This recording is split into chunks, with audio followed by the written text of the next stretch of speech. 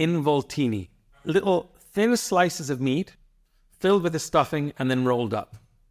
These then have been skewered, and between these ones we have a bit of onion and also a bay leaf. Okay, involtini are a dish which I think really encompasses a lot of Sicilian cooking in a way, because you have something, essentially what you start with is very little food in a way. You've got very thin slices of meat, which by themselves are a little bit meager, a little bit depressing, let's say, okay? So what you do is you take everything you've got in the kitchen, you make a stuffing out of it, you put it in the middle, you roll it up, and all of a sudden you make something which, for people who have not tried this before, when they do try it, when it's made well, it's normally one of their favorite things that they eat. So to give you a little idea, this is one that's been opened up. And what this one has, this is close to the version which we would call alla palermitana, so Palermo-style involtini.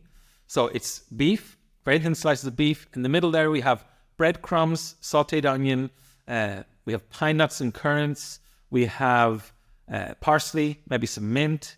I also put some orange zest and orange juice in it, okay?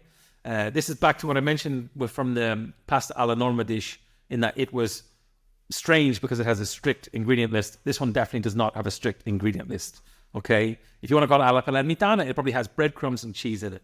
Everything else is sort of up for grabs. So if I'm making them, I just choose from my favorite involtini I've tried and then put together what I think fits.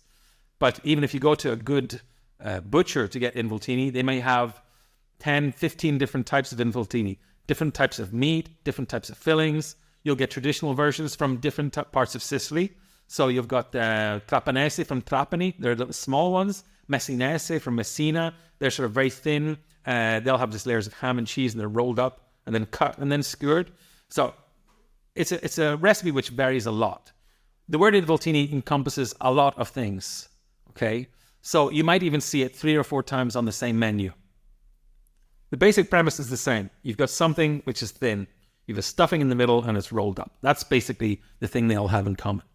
So here are a few examples of different versions you could get. This is with swordfish, pesce spada. And you'll see here we have slices of orange instead of the onion. Now, the things you put between them, that can change. These are the most common ways you'll find it. With the meat ones, it tends to be onion and bay leaf. With swordfish, you'll find orange slices and bay leaf. But we could have put onion here as well. Same idea, very thin slices of swordfish, stuffing in the middle, rolled up. These have been baked, okay? You can bake them, you can also grill them, but if you're grilling them, they need to be, you be careful, because you can burn the outside easily without cooking the middle part. Here's another version, involtini di melanzana, eggplant. Now, obviously, you can see this one has quite a different filling. This actually has spaghetti with tomato sauce. This is a real traditional way to make them.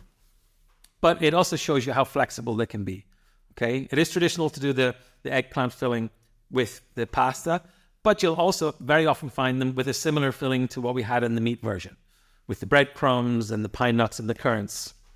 Now, the involtini themselves, the meat version, they've also turned into other dishes which you may have heard of, okay? So here we get brocciolone, and brocciolone is like a big involtino. So instead of having a small, thin slice of meat, you start with a big, thick slice of meat, and it's normally layered up with lots of ham and cheese, and then you might even have boiled eggs in the middle, and then that's rolled up, okay? That's it's also commonly known here as a falso magro, which I think is one of my favorite names. Falso magro, you might translate that to fake lean, literally, okay? As in, it looks lean, but it's not really lean, because when you slice into it, it's full of ham and cheese and all sorts of nice fatty things. But from the outside, you just see the nice red meat, so it looks like there's no fat in it at all. It's also known as a bracciole, a braciole, I've heard people call them. In here it would be bruciolini. But they're all essentially the same thing. You've got small versions in involtini, brocciolone is the big version. Now, if you're going to try these, you'll find these in plenty of restaurants. As I said, sometimes you'll find all 3 versions. You might get eggplant, swordfish, and meat ones all in the same restaurant. For me, the meat ones are the main one, if you like, that everything else sort of stems from. And if you are into trying it, I would suggest getting them from a butcher, okay? And then if you've got a place with an oven, cooking them at home.